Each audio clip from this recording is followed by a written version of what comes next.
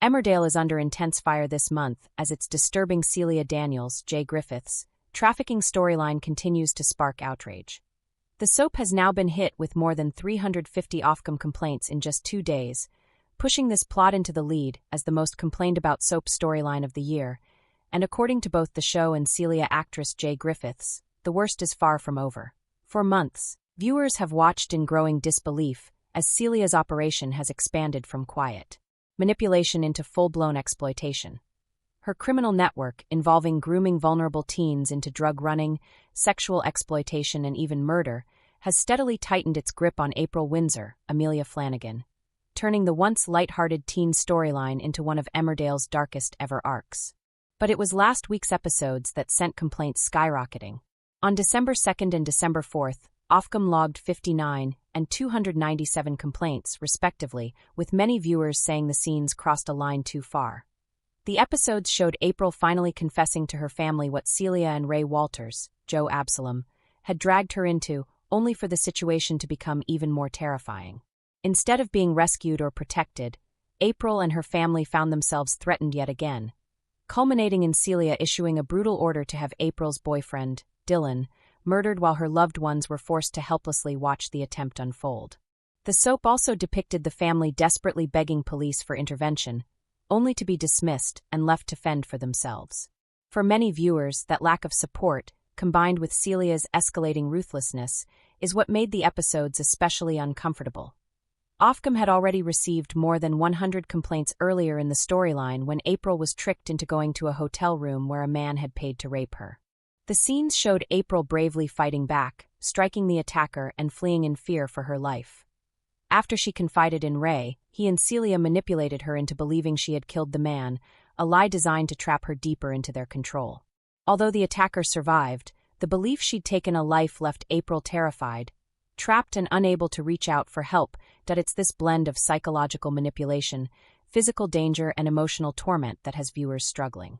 Speaking to Metro, actress J. Griffiths shed light on why Celia has been behaving with such calm intensity, even as everything seems to unravel. When asked whether Celia is panicking because parts of her operation appear to be slipping away, Jay made it clear her character doesn't flinch easily. Nope. Celia doesn't do panic. Is she becoming concerned that some strands are becoming detached? Yes. She's dealt with much bigger problems than this. This casual attitude explains why Celia has been unfazed even as April and Dylan grow increasingly unpredictable. According to Jay, most of her mules are young people. She has many contingency plans. This is a common problem. When asked whether she fully trusts Ray, the answer was blunt. She loves Ray. Does she trust him? No, in fact, Jay hinted that Celia has started noticing inconsistencies in Ray's behavior. She is beginning to suspect that there is more to suspect about Ray in this moment. As April's panic grows, Celia's patience thins, and Jay confirmed that the character is reaching the end of her tether with the vulnerable teen. April is now becoming a liability. She is taking up too many resources. April is getting down to 1 or 2 more chances left. The actress also revealed how Celia plot to the top of the year's most complained about soap storylines. Across social media, forums, and message boards, the tone is unmistakable. Many viewers are uneasy, some are angry, and a number have said they can no longer watch. Yet, according to those who helped build the drama, the show's producers and Celia's portrayer, J. Griffiths, what the audience has already seen is only the beginning. The heart of the controversy is April Windsor.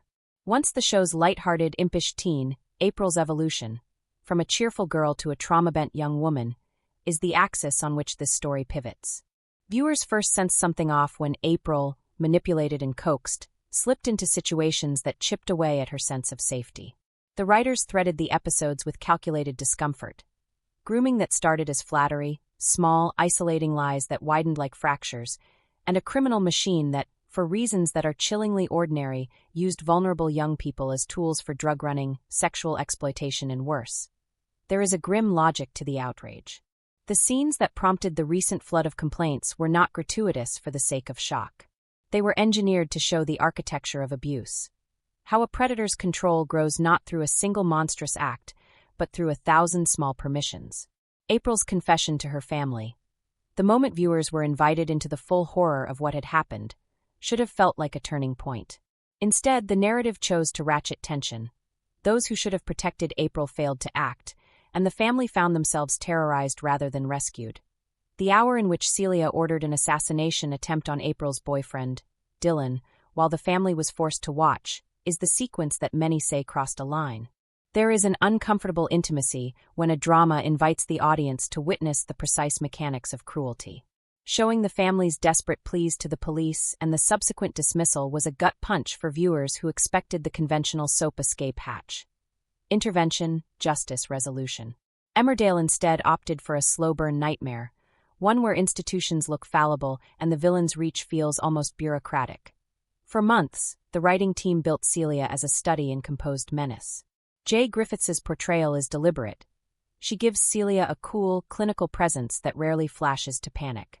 In interviews she has said it plainly, Celia doesn't do panic. That composure is part of what makes her terrifying. She is not a cartoon villain, she is a problem solver. She treats people as commodities and disposables, creating contingencies and networks that allow her to pivot when a plan frays. She has many contingency plans. This is a common problem, Griffiths told the press, explaining how Celia manages her mules and keeps her operation humming. That Bonnie and Clyde partnership with Ray Walters, Joe Absalom, is itself a study in brittle loyalties. On the one hand, Celia professes love for Ray. On the other, she admits she does not fully trust him. The tension between affection and suspicion adds texture to the violence. When one partner keeps their own secrets, the emotional stakes are amplified. Betrayal is a constant possibility. Viewers, who have watched Ray's behavior become more erratic, were told by Griffiths to notice the cracks. Celia's growing wariness of Ray, an acknowledgement that something may be slipping, is a small, telling line in a larger strategy to keep control. But the plot is not only about the bad actors. It is also about the small, devastating ways people are isolated. You just divide and conquer, Griffiths explained. Seed doubts, nurture them, then watch a family fracture from within. It's a tactic as old as exploitation itself. If you can sever someone's ties to their support network, you render them helpless by default. The writers weaponized that social science in the script. April's estrangement from her loved ones is a slow, modern tragedy. And it is that slow burn, more than single scenes of violence, that sits at the core of viewer discomfort. There is also the long shadow of a flashpoint earlier in the storyline, April being tricked into a hotel room and the subsequent attempted rape. That episode, which saw April fight back and flee, brought its own wave of complaints once viewers learned how it was woven into the wider scheme to gaslight her into believing she had killed her attacker. The assault itself, and the manipulation that followed, established a pattern: make the victim doubt reality, then exploit that confusion. That moment was an inflection point. Many who lodged complaints afterwards said they felt the show had strayed into territory that could be triggering and traumatic without adequate on-screen support or follow-through. Producers and actors argue, in response, that the point of the storyline is to illuminate the mechanisms of organized exploitation. By showing the subtleties, grooming, coercion, institutional failure, they aim to create a narrative that feels real and, thereby, a catalyst for conversation. Jay Griffiths, sympathetic to the audience's discomfort, has also emphasized an uncomfortable truth. Viewers are drawn to watching characters like Celia precisely because people are fascinated by how predators operate. People are drawn to watching. They don't want to meet her, but they want to watch her, she said, a frank assessment of the vampire-like attraction viewers have to darkness. That fascination, however, does not absolve responsibility. The balance between telling a gripping story and risking harm is a precarious one. Emmerdale has historically tackled difficult topics, from addiction to grief to domestic violence. When done well, those plots can spark real-world empathy and awareness. When they stumble, they can feel exploitative, as if the show is using real pain as a plot engine. The volume of complaints suggests a significant portion of the audience feels the latter. Not simply uncomfortable, but wronged. Behind the scenes, the show's writers and producers have been adamant that the narrative will continue. Emmerdale sources have confirmed that the Celia arc is not near its end. The plot will run for a while yet. That admission, more than anything, has fueled the ire of those who wrote to Ofcom. They worry that the suffering will continue on screen without clear, restorative moments or a proportional focus on the consequences faced by perpetrators. For them, drama that stretches pain into protracted spectacle crosses an ethical line. Yet there are other viewers who defend the show, not because they relish the upsetting content, but because they believe that sanitizing such stories robs them of truth. Abuse often has no neat resolution, no single moment of justice.